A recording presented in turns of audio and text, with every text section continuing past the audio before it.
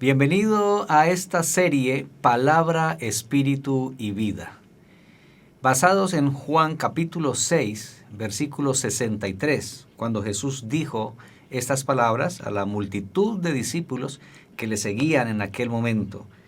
El Espíritu es el que da vida, la carne para nada aprovecha. Las palabras que yo os he hablado son espíritu y son vida. La palabra y el espíritu son el dueto inseparable para la producción de la vida, según este texto que dice el Señor.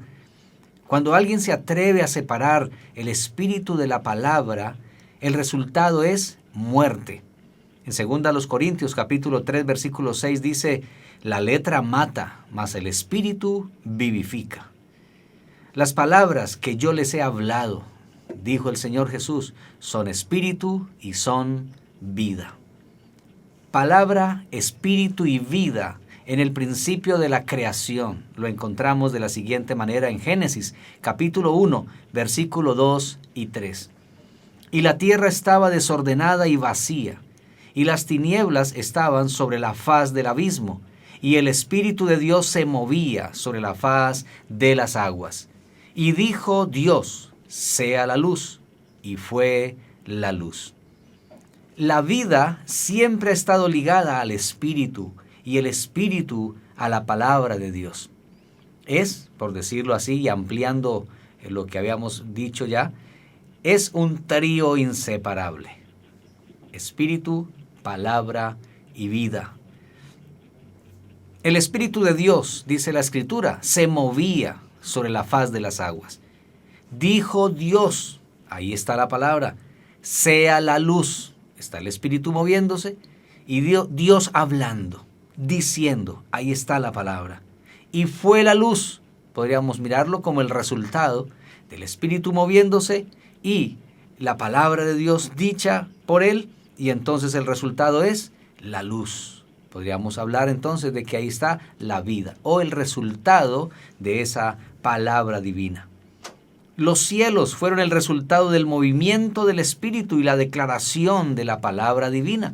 Dios hizo los cielos, Él habló y los cielos fueron hechos. La tierra fue el resultado del movimiento del Espíritu y la declaración de la palabra divina. Los mares fueron el resultado del movimiento del Espíritu y de la declaración de la palabra divina. La hierba y los árboles fueron el resultado del movimiento del Espíritu y la declaración de la palabra divina.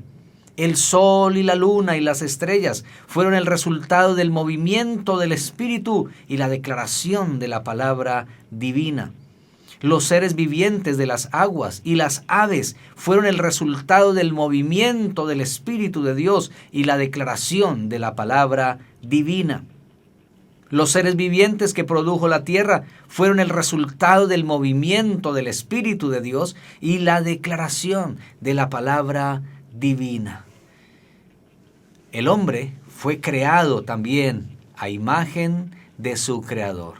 En Génesis capítulo 1, versículo 26 al 29 dice, entonces dijo Dios, hagamos al hombre a nuestra imagen, conforme a nuestra semejanza, y señoree en los peces del mar, en las aves de los cielos, en las bestias, en toda la tierra y en todo animal que se arrastra sobre la tierra. Y creó Dios al hombre a su imagen, a imagen de Dios lo creó, varón y hembra los creó. Y los bendijo Dios y les dijo, fructificad y multiplicaos, llenad la tierra y sojuzgadla, y señoread en los peces del mar, en las aves de los cielos y en todas las bestias que se mueven sobre la tierra. Y dijo Dios, he aquí que os he dado toda planta que da semilla, que está sobre toda la tierra, y todo árbol en que hay fruto y que da semilla, os serán para comer. El hombre fue creado a imagen y semejanza de Dios. Fue creado con el don de la palabra, de decir, del hablar. Génesis 2:23, dice allí la Escritura, dijo entonces Adán. Escuche eso.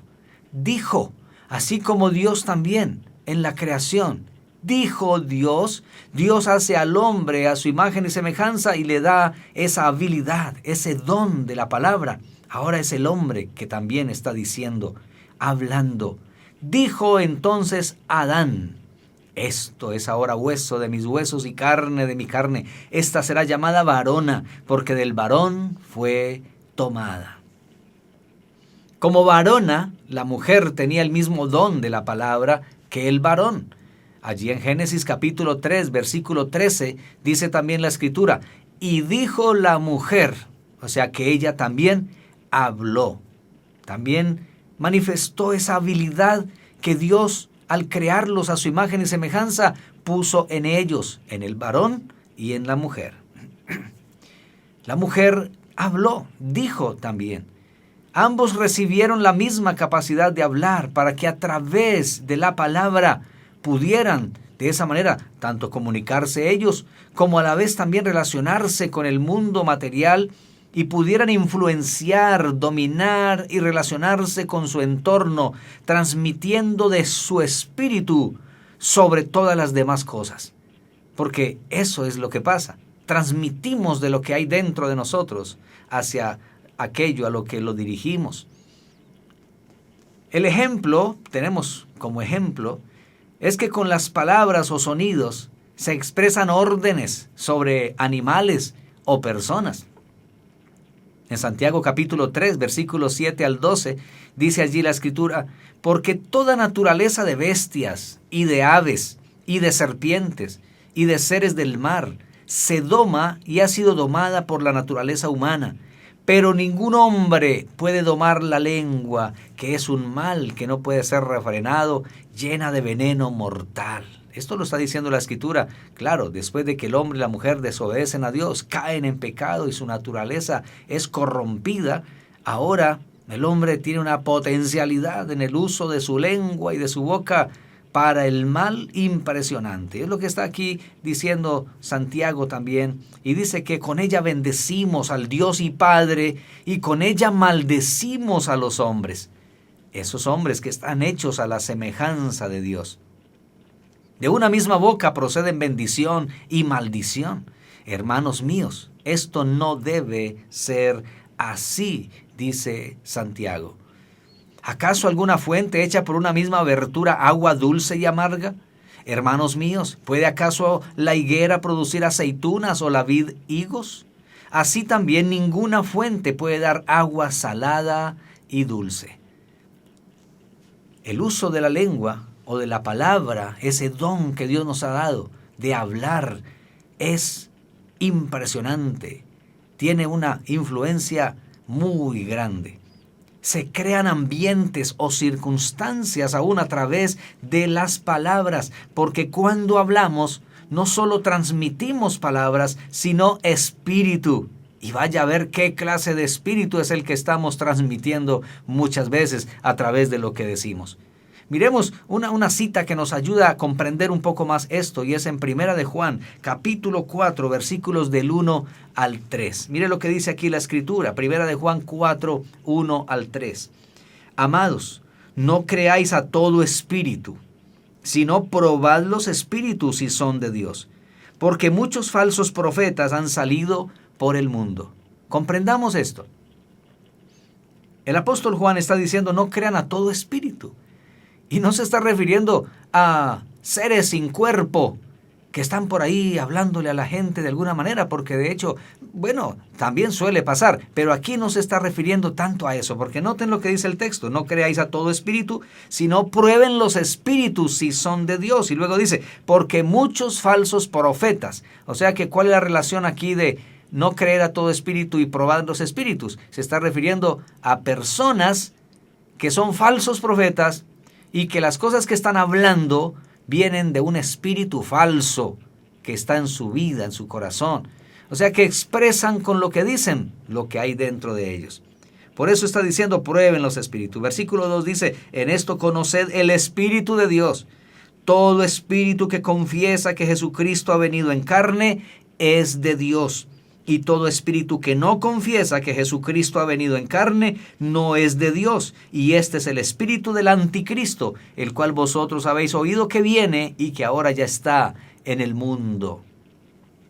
Cuando dice aquí entonces, en esto conozcan el Espíritu de Dios, se está refiriendo a que aquellos que realmente hablan de parte de Dios, confiesan que Jesucristo vino en carne, que esa imagen física de Cristo, humanamente hablando, era Dios hecho carne, que era así, hombre, pero santo, inocente, y en él había también la deidad manifestada, aún en esa carne que tenía Cristo como cuerpo humano. Así que el que confiesa que Jesucristo ha venido en carne es de Dios. ¿Y quién es que confiesa eso? Dice el Espíritu de Dios en las personas que lo creen y lo dicen. Y luego dice, todo espíritu que no confiesa que Jesucristo ha venido en carne, dice, no es de Dios. ¿A qué se refiere ese espíritu que confiesa? Se está refiriendo a las personas que no creen que Jesús, siendo hombre, era un ser divino también, y que en él había santidad y rectitud y perfección, sino que lo niegan. Entonces, el hablar de esas personas está mostrando la clase de espíritu que hay en ellos. A eso se refiere aquí cuando dice entonces que prueben los espíritus. Está refiriendo pruebe esa enseñanza, eso que está diciendo esa persona, está mostrando lo que tiene adentro en su corazón.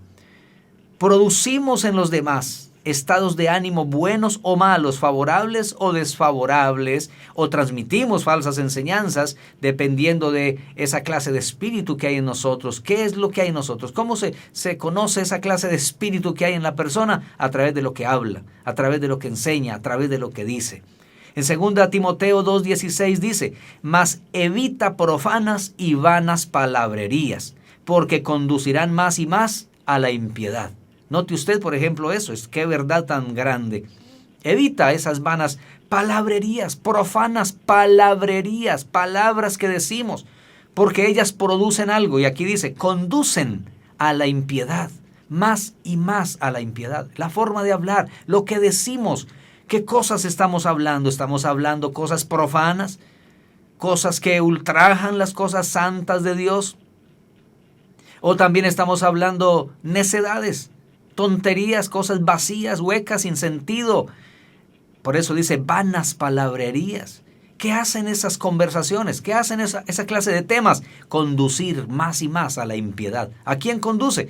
A las personas que escuchan, aún los mismos que están hablando esto. Entonces noten el efecto de lo que produce esas cosas que se hablan.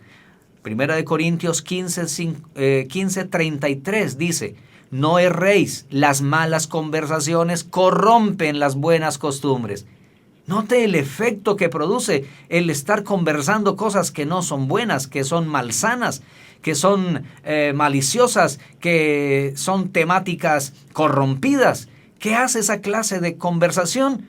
Corrompe, produce un efecto en que afecta a aquellas personas que quizá han estado haciendo cosas correctas o han estado teniendo un comportamiento bueno, pero como se involucran en esta clase de conversaciones corrompidas, pues también sus buenos comportamientos se van a ver afectados y corrompidos. ¡Qué tremendo es! Las conversaciones, las palabras cargadas de un espíritu corrompido, grosero y profano, cómo daña aún el comportamiento bueno de algunas personas, porque lo permiten al inmiscuirse, involucrarse en esa clase de conversaciones. Efesios 4:29 dice, ninguna palabra corrompida salga de vuestra boca, sino la que sea buena para la necesaria edificación, a fin de dar gracia a los oyentes.